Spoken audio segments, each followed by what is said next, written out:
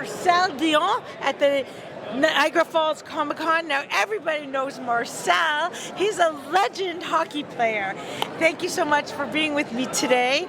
Marcel, I want to talk to you a lot about your career and how hard it was for you to, go to those practices and build it up to become a world famous hockey player. Take us back to the early days. Well, actually, it started when I was 2.5 years old. 2.5? Yep, I was born in front of a schoolyard, and during the winter there was ice out there, so I started slowly. By the time I was 8-9 years old, the biggest break of my life, my uncle took me to the arena now to play organized hockey. When we played pond hockey, there was no lines, red line and blue lines. So I had to learn the rules with all my teammates. So I panicked. Matter of fact, I started to cry because I didn't know about the rules. The following year, I'm 9 years old. Nobody could take the puck away from me.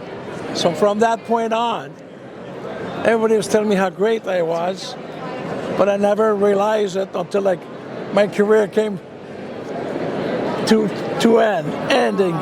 And very lucky, I had all kinds of great achievements. Yeah, but I stayed away from, I didn't have major injuries that you see, which is very important in sports.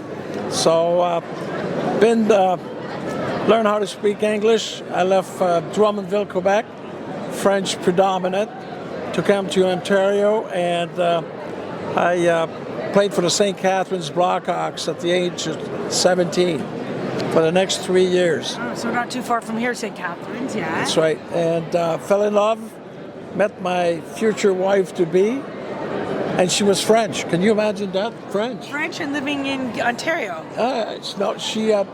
Northern Ontario. She wasn't actually from Rwanda. And a couple great players came from there. Jean Houle from Montreal and Dale Talon. So we, all over the years, he says, how's the little French girl, Caroline Godet? I said, she's doing good. That's a friendship we did evolve. But for me, the game itself came pretty easily. I was a good player. When you're good, your natural calling. Well, because you play in the NHL doesn't make you great. So, like I said, the accomplishment, I had the natural ability to play with the puck and to pass it along, the stick, the puck, move it.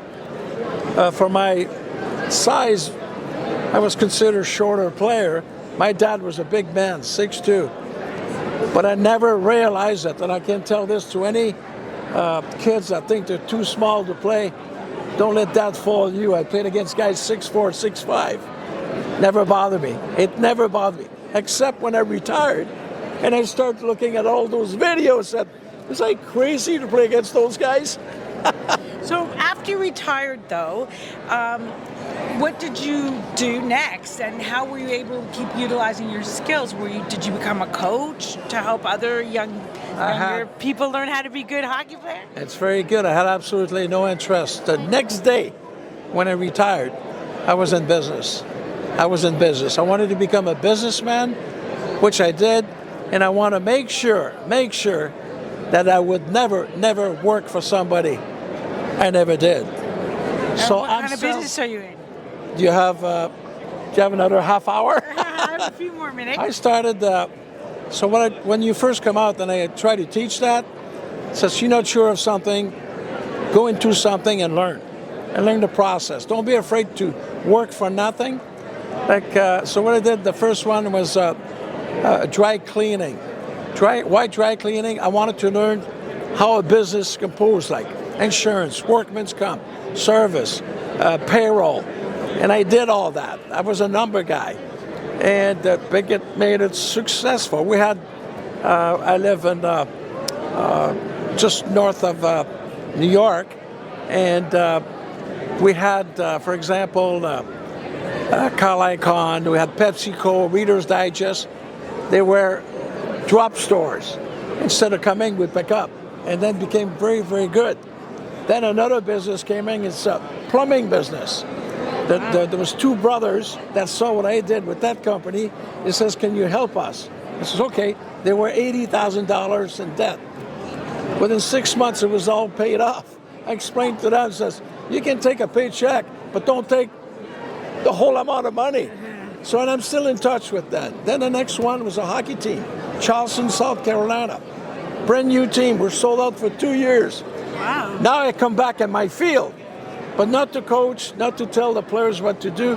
To make money and run things operational. Yes, marketing, sell dashboard, season tickets, anything, any components. It's really to, you bring them in, and now you make it happen.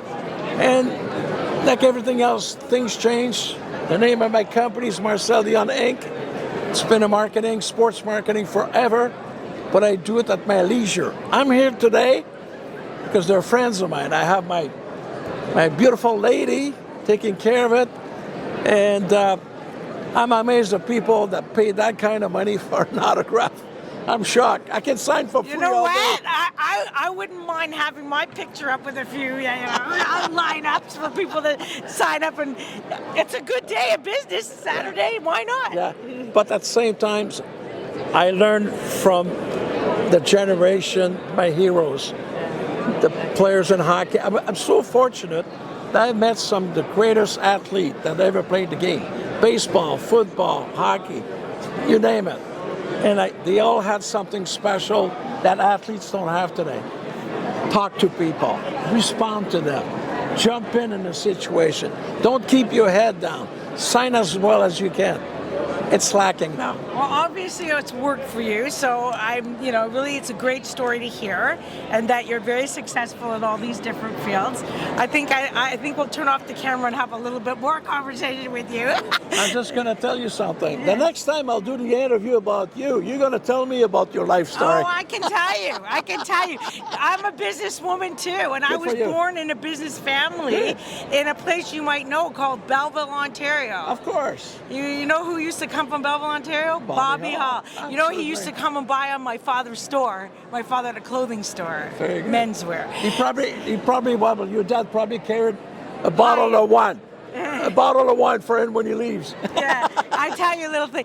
It was very high end, and I remember once I was quite young, and I used to work in the store. He started me when I was 8 years old selling, and Bobby Hall came in, and I did not know who he was. I didn't, because I wasn't really into sports. Yeah, okay, so and I went up to greet him, to wait on him, and my father's like, "Do you know who this is?" And I'm like, "No, I'm sorry." And he's like, "How can you not know Bobby Hall? He's like a legend, you know." And I felt like an idiot, but I then learned who Bobby Hall was. I never forgot him again. Whenever he came in the summer order suit, I was in the store. Good for you. Okay, so thank you so much for your time today. Anytime. And I thank my audience for joining us today. Please remember to like, comment, and share all our posts.